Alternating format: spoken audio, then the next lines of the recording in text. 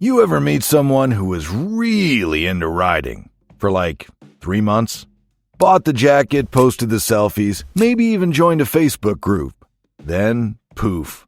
Bikes on Craigslist, license plate collecting dust. It's not that they didn't love riding. It's that they hit one of the walls most of his face, and instead of climbing it, they turned around. See, no one warns you about this part. The part where riding stops being a shiny new toy and starts being a real skill, a lifestyle, and sometimes a pain in the ass. That first drop, that sketchy ride in the rain, that moment where the magic fades just enough to make you doubt if it's worth it. But here's the truth. Every longtime rider almost quit. What separates the lifers from the quitters isn't talent, gear, or money. It's mindset. It's knowing what's coming and being ready to push through it. So let's break down the real reasons most new riders give up early and how to make sure you don't become another used bike barely ridden listing. Number 1. They bought the wrong damn bike. Let's start with the classic mistake. Buying the bike that looks cool instead of the one that fits your life. A beginner buys a sport bike because it looks fast. Or they grab a cruiser because they saw it in a movie. Or worse, they let a buddy convince them to buy something you'll grow into. Spoiler alert, most of them grow out of it instead. A sport bike in the suburbs with traffic and potholes? Miserable. A 900-pound cruiser when you're 5'7" and 130 pounds? Good luck. A Grom when you're commuting 30 miles on the highway every day? That's just pain with a license plate. Riding is about connection. If you buy a bike that doesn't match your size, your roads, or your riding goals, it'll feel awkward at best and dangerous at worst. And when every ride feels like a struggle, the magic disappears fast. The fix? Get real. Sit on different bikes. Ask experienced riders. Think about your daily life, not some fantasy. Because the right bike doesn't just keep you riding, it makes you fall in love with riding. The wrong one, that's how you end up quitting and blaming the whole lifestyle. Number 2. They thought it would feel like the movies. You know the montage. Twist the throttle, ride into the sunset, wind in your hair, eagles screaming overhead. But real life isn't a GoPro commercial. It's sweating at stoplights. It's foggy visors, missed shifts, and stalling in front of a crowd. It's bugs. So many bugs. A lot of beginners expect constant cinematic bliss. But riding isn't always a spiritual experience. Sometimes it's frustrating. Sometimes it's scary. Sometimes it's just getting from A to B while your lower back itches and your glove won't stay on right. The fantasy breaks down quick, and instead of adjusting expectations and learning the craft, some riders just say, guess it's not for me. But here's the truth. Those movie moments do happen, but they're earned. They show up when you've wrestled through the awkward phase, mastered the controls, and finally feel the bike move with you instead of fighting you. So don't ditch the dream. Just accept that, like all great things, the magic comes after the work. Riding is a skill, not a cinematic shortcut to enlightenment. But once it clicks, you will have those perfect days, and they'll be real, not staged. Number 3. They never got past the fear. Every squeak sounds like a blown gasket. Every car creeping up in the mirror feels like a heat-seeking missile. And every turn looks like it might launch you off a cliff. That's the first week of riding for a lot of people. It's raw, it's nerve-wracking, and for some, never gets better. Fear is natural. It's your brain realizing, hey, this thing moves fast and has no airbags. But the key difference between riders who quit and those who thrive? The ones who stick around process that fear. They don't bury it or ignore it, they ride through it. The folks who quit early usually let that fear simmer just beneath the surface. They pretend they're cool, but every ride is a jaw-clenched stress test. Eventually, they just stop riding for a bit, and that bit turns into forever. The fix? Talk about it. Ride with people who have been there. Practice in empty parking lots until your muscle memory starts to silence the panic. You don't have to be fearless. You just need to understand the fear and outgrow it. Motorcycles aren't for the reckless. They're for the aware. And fear is just the first sign you're learning something powerful. Number 4. They had one scary moment and learned nothing. Every rider has that moment, a panic stop, a slide on gravel, a near miss with a texting driver. It shakes you. Your hands tremble, your heart pounds through your jacket, and for some folks, that's it. Game over, helmet goes on Craigslist, bike gets sold, and they swear they just didn't have the time anymore. But the real problem, they never learned from it. A close call isn't proof you're not cut out for riding, it's part of the curriculum. What separates riders who keep going from the ones who quit is what they do at that moment. Did you debrief yourself? Did you figure out what went wrong? Were you too fast into the corner? Did you freeze on the brakes? Did you look down instead of out? The riders who improve treat close calls like study material. They slow down, practice drills, maybe even take another course. The ones who quit, they just treat it like bad luck and walk away. If you're serious about riding, you have to accept that fear and failure are part of the deal. The key is turning "that was scary" into "next time, I'll handle it better." Because if you let one moment end your journey, you were never really on the path. Number 5. They rode alone too much. Riding solo can be peaceful, even meditative. But when you're new, it's also a fast track to boredom, burnout, or flat-out quitting. Without a crew, there's no one to push you, no one to laugh when you stall in front of a gas station, and no one to say, "Try it this way instead." Some beginners start riding and assume it's a solo sport. They go out on the same short loop, come back home, and think, "Is that it?" Then the rides get shorter, less frequent, and eventually the bike just sits. But when you ride with others, especially folks a little better than you, it changes everything. You learn faster, you get encouraged. You realize how much you don't know, but also how much fun the process can be. The sketchy turns become inside jokes. The close calls become teaching moments. And the parking lot screw-ups turn into confidence instead of shame. The fix? Find a group, hit a bike night, join a forum or a Discord server. Riding was never supposed to be a lonely journey. It's a tribe, and you're supposed to be part of it. Solo is fine, but community is what makes you stay. Number 6. They treated it like a phase, not a skill. Some folks treat getting a motorcycle like getting into yoga or juicing or crypto. They watched a few reels, got hyped, dropped a few grand thinking it'd just click. But riding isn't a phase. It's a damn skill, and like any real skill, it takes repetition, frustration, and commitment. These are people who buy the bike, ride it twice a month, and never practice anything. U-turns? Never tried them again after the test. Braking drills? What drills? They figure they passed the course, so they must be good enough. Then a weird road camber throws them off, or a gust of wind makes them wobble on the highway, and suddenly, they're not feeling it anymore. The problem isn't the motorcycle. It's that they never actually learned how to ride. They thought owning the bike made them a rider. But owning a guitar doesn't make you a musician, and owning a motorcycle doesn't mean you can actually ride one. The difference between a lifelong rider and a quitter? One treats the bike like a toy, the other like a tool. One expects it to be easy, the other expects to train. Ride like it's a craft, not a weekend mood board. Number 7. They couldn't handle the weather. Here's a cold, wet truth. Riding a motorcycle means dealing with the elements. But a lot of new riders don't fully get that until they're soaked, frozen, or fried alive on a 95-degree highway in traffic. They imagine perfect Sunday rides with cool breezes and no clouds. Then reality slaps them across the face with helmet fog and swamp ass. The thing is, motorcycles are raw.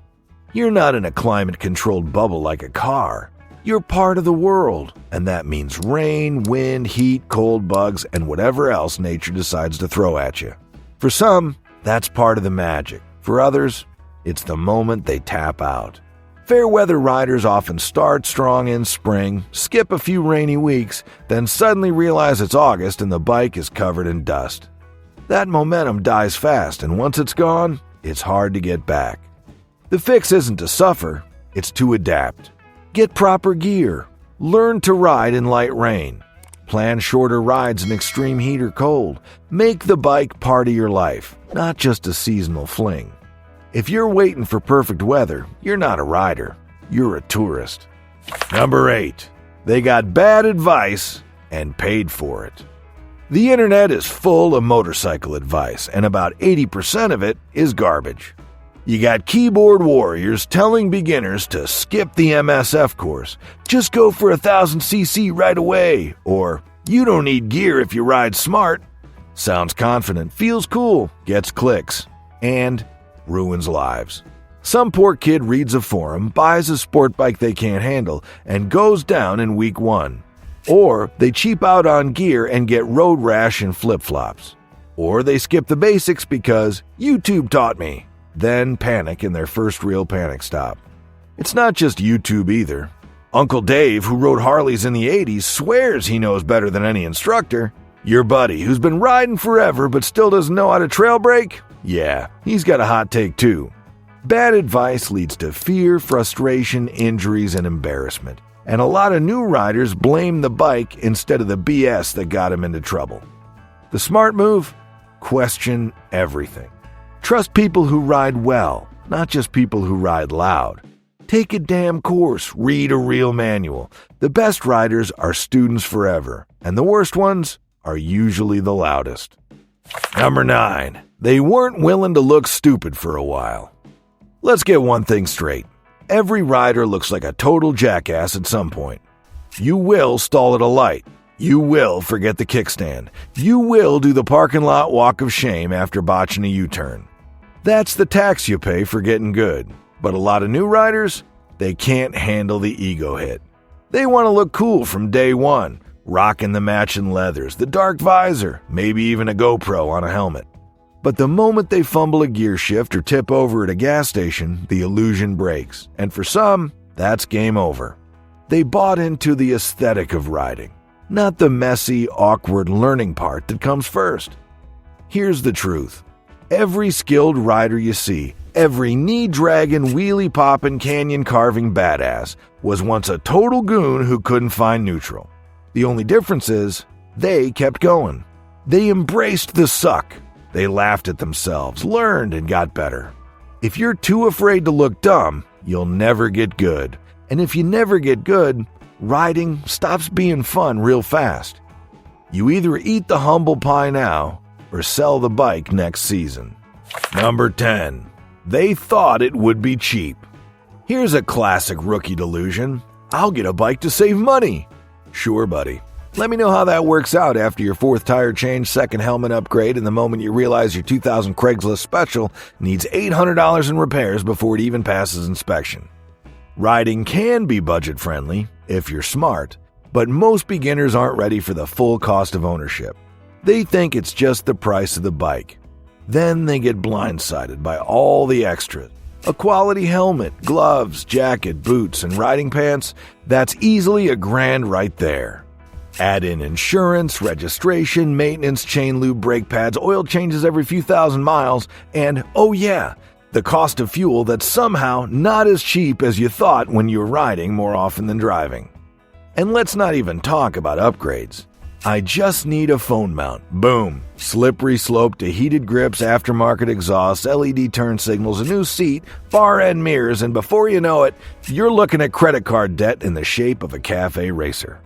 So no, bikes aren't always cheap, but they can be worth it if you budget for the ride, not just the dream. Number 11. They never learned basic maintenance. You don't need to be a mechanic to ride a bike, but if you think chain slack is just a kind of jeans, you're in trouble. A lot of new riders just hope the bike will magically take care of itself. Then one day it won't start, or it starts making a noise that sounds like a squirrel trapped in a blender, and suddenly, riding isn't so fun anymore. The truth is, motorcycle maintenance isn't rocket science, but It is essential. You got a high-revving machine with exposed parts that rely on you to keep them happy. That means checking tire pressure, cleaning and lubing the chain, knowing when your oil is cooked, and figuring out how to spot a loose bolt before it becomes a projectile. But beginners often avoid this stuff. They either assume it's advanced, or they're too intimidated to try. They ignore the little signs, the minor hiccups, until they become big, expensive problem. That frustration builds fast, and more than a few new riders have quit, not because they stopped loving riding, but because they were tired of dealing with a cranky bike they never learned how to care for. Riding is only fun when your bike works. Learn the basics, or it'll betray you. Number 12.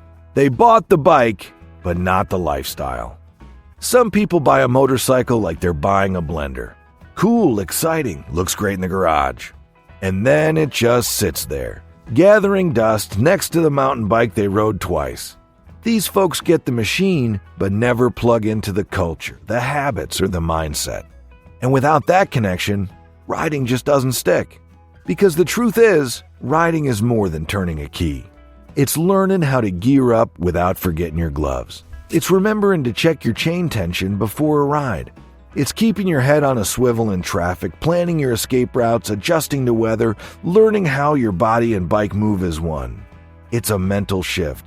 But if someone treats it like a toy instead of a lifestyle, it always feels clumsy. They ride like a guest in their own helmet, unsure, out of rhythm, and uncomfortable. Eventually, they stop altogether, not because they didn't like it, but because it never clicked. To make riding last, you've gotta live it. Join a group, read about it, tinker with your bike, watch footage, practice. Think like a rider, not just someone who owns a motorcycle. Or else that cool hobby becomes another Craigslist listing. Number 13. They let the bike sit, then lost the spark. This is the silent killer of motorcycling dreams. One day it's, I'll ride this next weekend. Next week it's, I'll ride when it warms up. Then suddenly, it's been 4 months, the battery's dead, the tires are flat spotted, and the gas smells like varnish. And somehow, the excitement that once made you grin under your helmet just fades. It happens more than you'd think. Life gets busy. Maybe you had one sketchy ride that shook your confidence. Or you bought the wrong bike and never quite bonded with it. Whatever the reason, the longer that bike sits in the garage, the harder it gets to fire yourself back up, mentally and mechanically. And here's the kicker. A sitting bike punishes you for neglecting it. Now you've got to replace the battery, clean the carbs or injectors, maybe even flush the tank. That chore list grows and your motivation shrinks. Before you know it, the bike's posted online. Great condition, just haven't had time to ride. The cure? Ride regular. Even short trips. Keep it part of your rhythm. Because the less you ride, the less you want to ride. And that's how a beautiful passion dies with a whimper, not a roar. Most people don't quit riding because they hate motorcycles. They quit because they hit a wall, and no one told them it was coming. Bad advice, wrong expectations, one rough day, and suddenly the dream feels like a burden. But here's the truth. Every real rider's been there. Confused, frustrated, questioning if it's worth it. What separates lifers from quitters isn't talent or gear. It's mindset. It's knowing that riding is a skill, a lifestyle, and a process. It takes time. You'll feel awkward, make mistakes, and question yourself. But if you push through, the rewards are worth every stall, every scare, every sweaty traffic jam.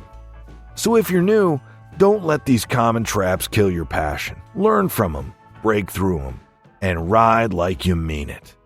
Now it's your turn. What nearly made you quit? Or what helped you stick with it when it got tough? Drop your story in the comments. Let's help the next wave of riders keep rolling.